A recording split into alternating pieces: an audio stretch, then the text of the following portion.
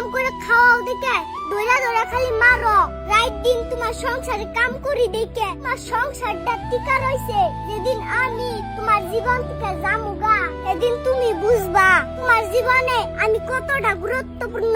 না তুমি বারে যাওয়ার হুমকি আমার দিও না। 2000 টাকা দিয়ে কামের মানুষ রাখলে আমার সংসারটা আরামসে চলবো। ঠিক আছে, তুমি কামের মানুষই রাখো, আমি আর 1 মিনিটও থাকুম না।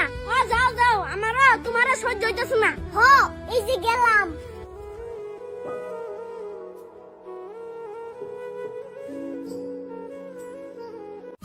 বাবা কি রে মা, তোর কি হয়েছে? বাবা, কেমন মানুষের কাছে আমারে বিয়া দিছো?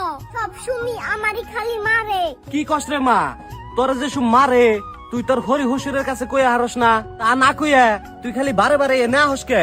বাবা, আমি বহুত বার আমার হরি হসুরে কইছি, তারা নিজের পুলারে কিছুই কই না, সেজন্যে আমি আয়া পড়ছি। মারে, তুই যদি ছোটখাটো বিষয় নিয়ে এইরকম করস তাইলে কি তোর হরি হুসুরের কাছে আমার কোনো মান সম্মান থাকবো? বাবা, তুমি আমার কথা চিন্তা না কইরে নিজের মান সম্মানের কথাটা চিন্তা করতাছো। মারে, সংসার করবার গেলে অল্প ধৈর্য ধরন লাগে। বাবা, ওরা তো আমারে বুঝে না, তুমিও আমারে বুঝলা না। মারে, এইসব আমি সব বুঝি। মেয়ে মানুষ হয়ে জন্ম নিছ, এইসব চোখ মুখ বন্ধ করে সহ্য করন লাগবো। মারে, আমি তোরে আজুর করে কইতাছি, তুই যেমনে আইসত হেমনে ঘুরে যা।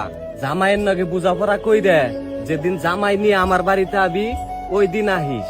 তখন তুই জামা যা। বন্ধুরা, মেয়েদের শ্বশুর বাড়িতে ছোটখাটো ঝামেলা হতেই পারে, তাই বলে মেয়েকে কুমন্ত্রণা দেওয়ার চেয়ে ভালো কিছু পরামর্শ দিয়ে শ্বশুর বাড়িতে পাঠান। দেখবেন আপনার মেয়ের সংসার ফুলবাগানের মতো ফুটে উঠবে। ধন্যবাদ।